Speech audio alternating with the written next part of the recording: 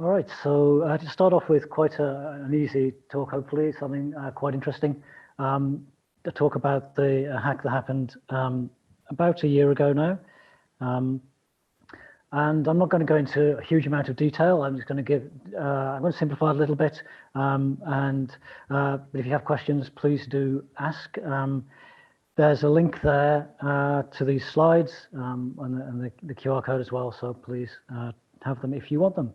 So I'll just explain really what happened with the attack, why it was a security problem, and then what makes it unique, what's quite interesting about this particular hack. Just a quick shill about my company, Extropy. We're a consultancy. Part of our work is auditing, so we've got a great interest in on the security side. One of my team's here. Cosmo, thank you for coming. So there's some contact details there. If you want to contact us, then please do so.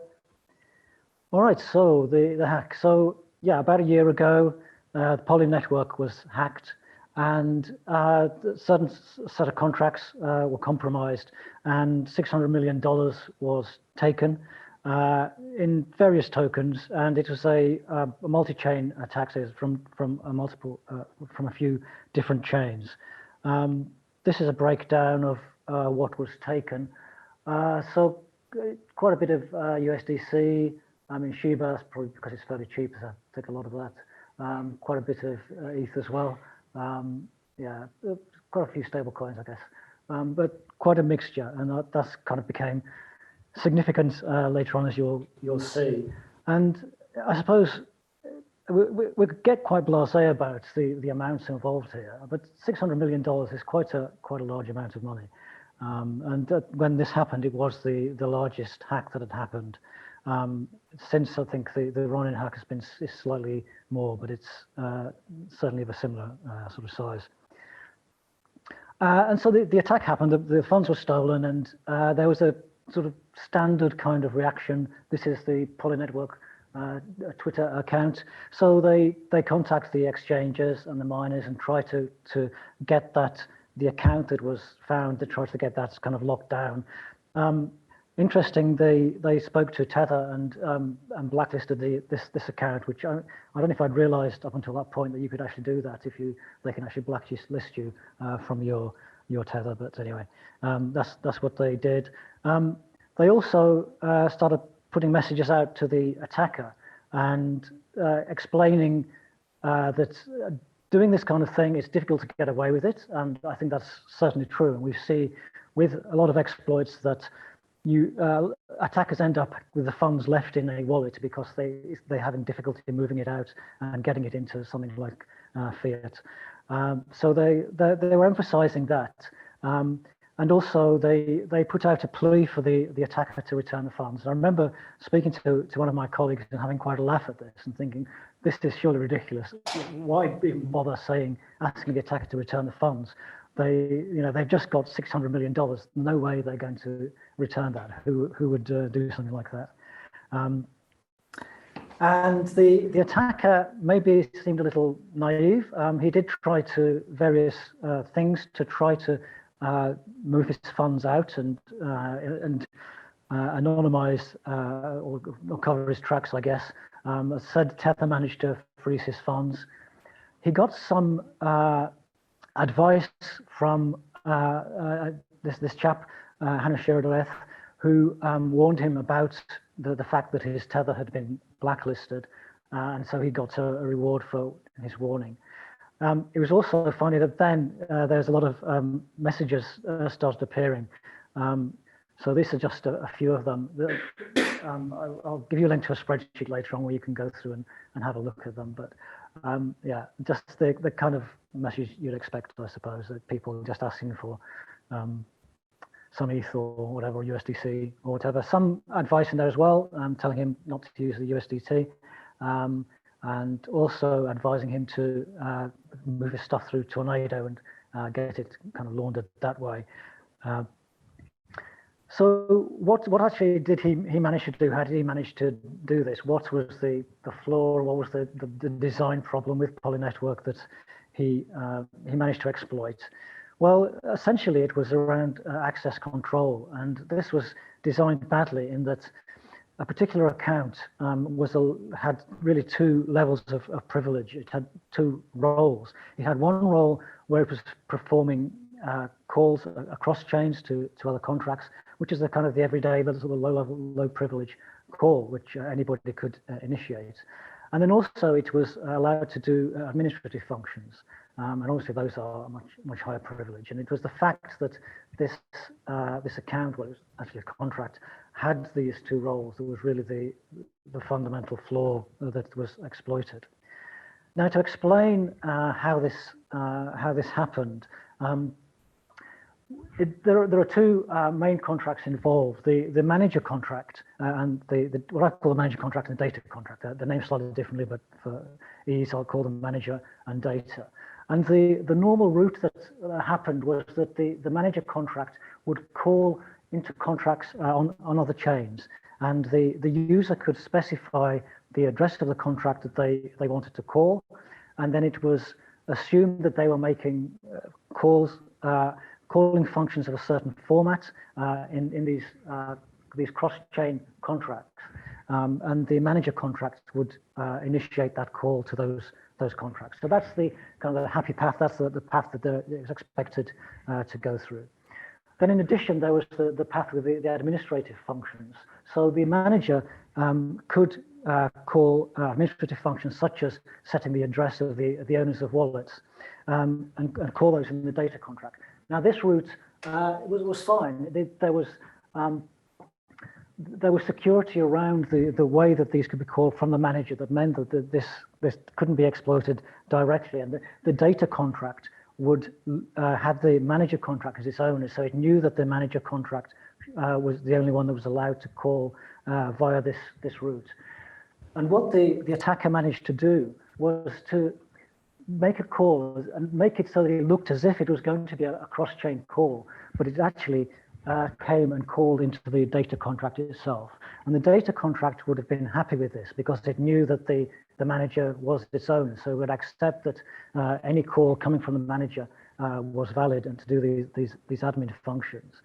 But the clever part was getting the format of the function call correct so that we could effectively get this extra route and call into the data contract, which was something that the developers obviously hadn't expected.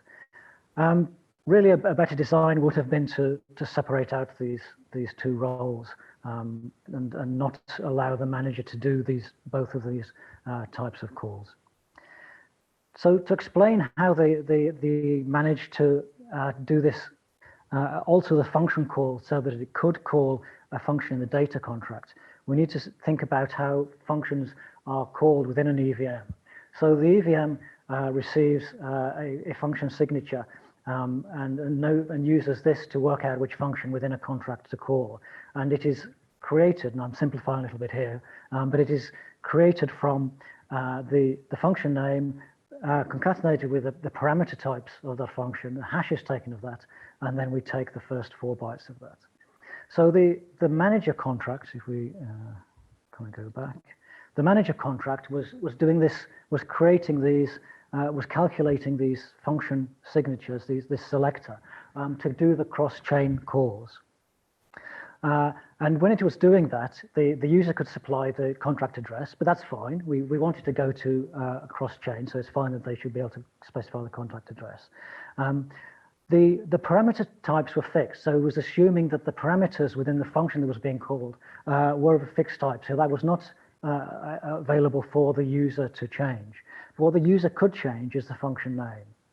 And what we're trying to do is we're taking the hash of these values, part of which is supplied by a user, and then we're using that as that's the function selector, and then that has to match the function that we want to call. So the cross-chain function selector looked like this. So it's a hash of some function name, I've got set X there, and then bytes, and uint64. So those data types there at the end, those last 3 parts, they're fixed. So the contract, the manager contract, is always going to use that format when it's creating the low-level call. But what the user can do is to vary the X. Now, the function within the data contract that was vulnerable looks like this. So the function name is that monstrosity there. The data types is bytes. So the selector is, you take a hash of that first 4 bytes and it comes up with that value. So what the attacker was trying to do was aiming at this value. He wanted to make the function selector to be that value, and then with the correct contract address, he could then call that function from the manager. The data contract would see that it came from the manager, so it would be happy, would pass the only owner modifier, and he could then use that to alter the ownership of the wallets. So the problem he had was to try to get these two the same, and really that's is just a brute forcing problem. So we have a variable X, so that's what the user can supply. He just has to go through, try out as many different values of X as he can until he comes up with one that will match. When you take the hash, it will match this the value that we want. And he found that if X of that value would work. So when he took the hash of that, then he gets the correct function selector. And it was as simple as that. So that was the attack. Why this is interesting, the unique features about this. At the time, it was the largest attack that we had, and in fact was larger than the Mt. Gox all those years ago.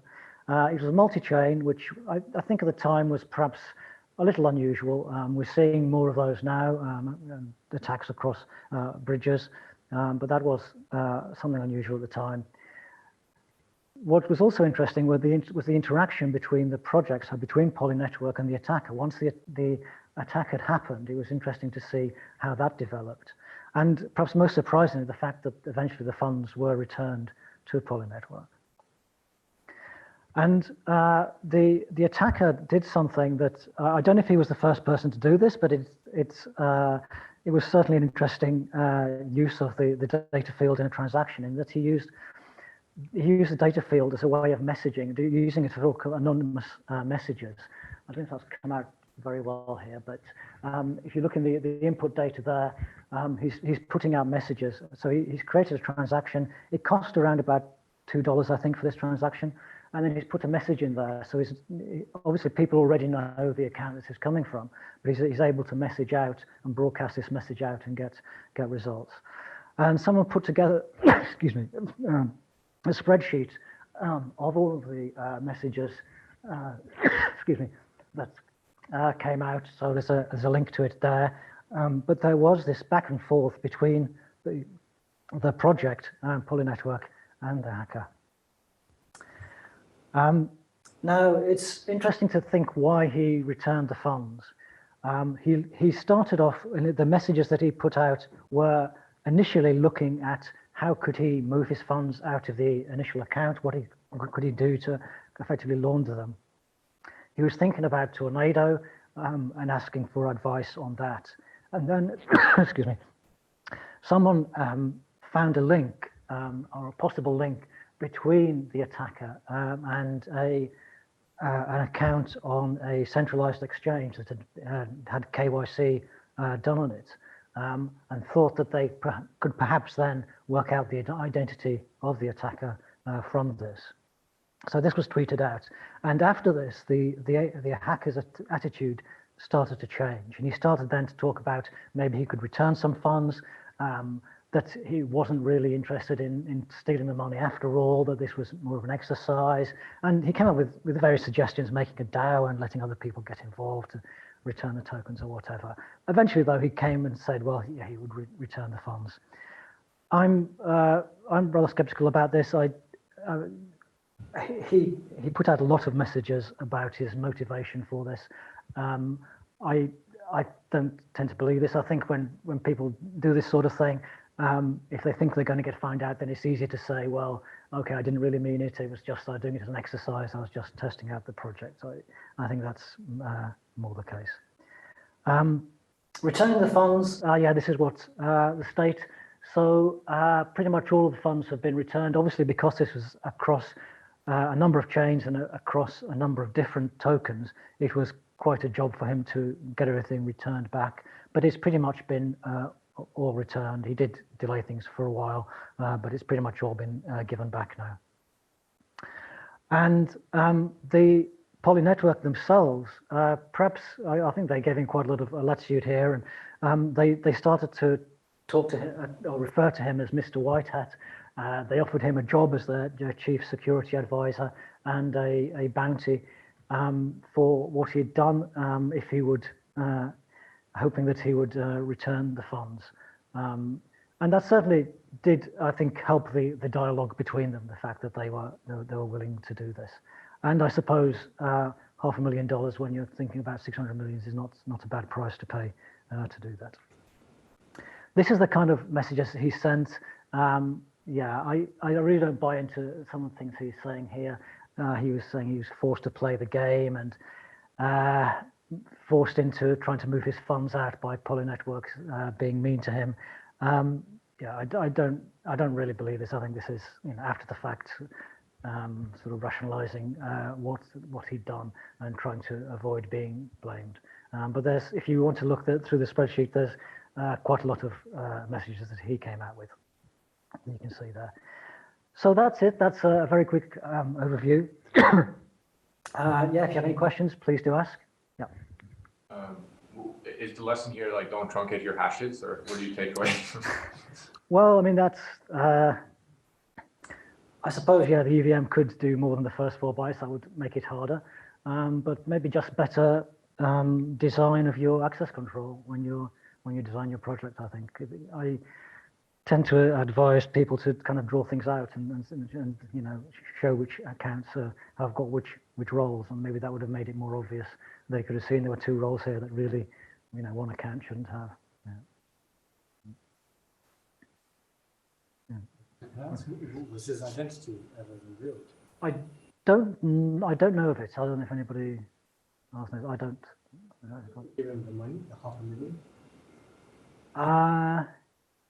I guess I don't know if it's to the same account or that he used for the original attack. I mean, he had various wallets that he was using, so they'd have sent. I think they just sent him some ETH to that. Yeah. I think I've heard before about attacks that use hash collisions. I can't remember how they were supposed to be exploited. Any that use hash collisions for. This is the first one I know about the function selector, I think. But yeah, I think it's true what you say. If How hard it is to find a collision for a function, I'm assuming it's a fixed length, right? Yeah, I think it took him it was about a day or something. It took him to do the brute forcing, so it's not difficult.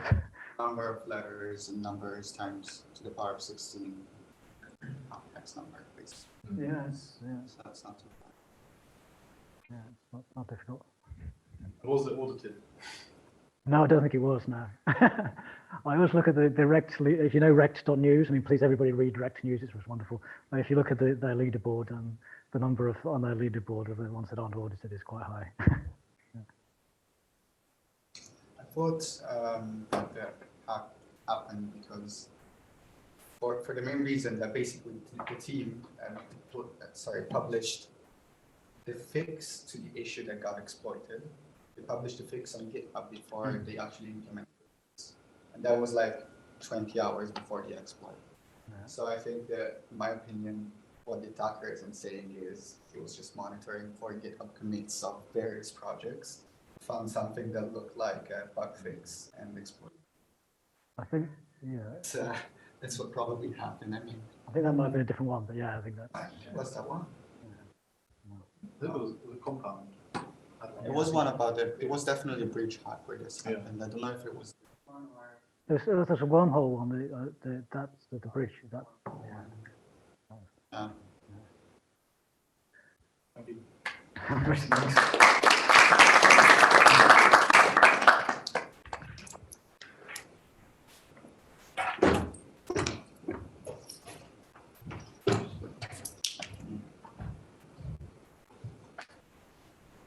someone else exploited afterwards, like that hacker mentioned, like they did